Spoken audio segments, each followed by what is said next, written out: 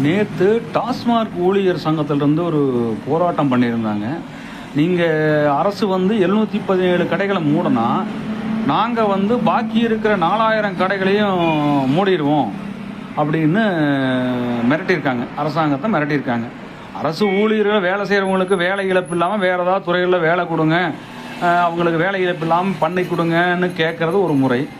நீ 717 கடையை மூணுனா பாக்கி 4000 கடையை நாங்கள் மூடிடுவோம் அப்படின்னு எச்சரித்தாங்கன்னா இது எதை நோக்கி போகுது? இவங்க இவ்வளவு வேகமாக கோபமாக இருக்கிறவங்க என்னைக்காவது இந்த பாட்டிலுக்கு 10 ரூபா வாங்குறப்ப நேர்மையாக நாங்கள் அப்படி வாங்கி கொடுக்க மாட்டோம், நாங்கள் நேர்மையானவங்க, சங்கத்திலேருந்து நாங்கள் கடுமையாக நாங்கள் இது பண்ணுறோம், அப்படி குடிகாரங்கிட்ட பிச்சை எடுக்கிற வேலை நாங்கள் செய்ய மாட்டோம் அப்படின்னு என்னைக்காவது அறிவிச்சிருக்காங்களா? இதெல்லாம் எங்கேயோ தூண்டி விட்டு வேலை பார்க்குறாங்கன்னு மட்டும் நல்லா தெளிவாக தெரியுது. ஆனால் என்னென்னா, சாராயங்கிறது தமிழ்நாட்டை டாஸ்மாக்கும் தமிழ்நாட்டை அழிச்சிட்டு இருக்குங்கிறது நம்ம எல்லாத்துக்குமே தெரியுத விஷயம்.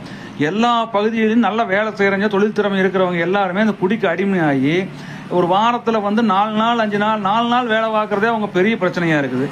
அப்படி இருக்கும்போது வடநாட்டு தொழிலாளர்கள் தான் இந்த குறையை போக்கிட்டு இருக்கிறாங்க.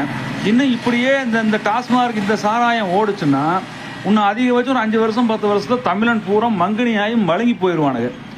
இதே மற்ற ஸ்டேட்ல இந்த சாராயம் எந்த அளவுக்கு கடுமையாக இல்லை. ஆனால் இங்கே அப்படி இல்லை. குடிச்சான்னா குடிச்சு பழகிட்டான்னா அவன் அதை அடிக்ட் ஆயிடுறான். அந்த கொடுமையை வேண்டாம், தமிழகம் மீண்டெழணும், தமிழர்கள் திறமையான மக்கள் இன்னைக்கு அழிஞ்சிட்டு இருக்கிறாங்கன்னு நம்ம எவ்வளவோ ஃபீல் பண்ணுறோம். ஆனால் இவங்க அரசை மிரட்டியிருக்காங்க. நீ இப்போ 717 கடையை முன்னே நாங்கள் 4000 கடையை மூடுவோம். அப்படி நேர்மையானவங்களா இவங்க? அப்படி நேர்மையானவங்களா அந்த 10 ரூபா பிச்சை எடுத்தப்போ அந்த பிச்சை தட்டை தூக்கி பிடிச்சது நீங்கள் தானே? அப்பெல்லாம் உங்களுக்கு அந்த ரோசமும் கோபம் வரலையா?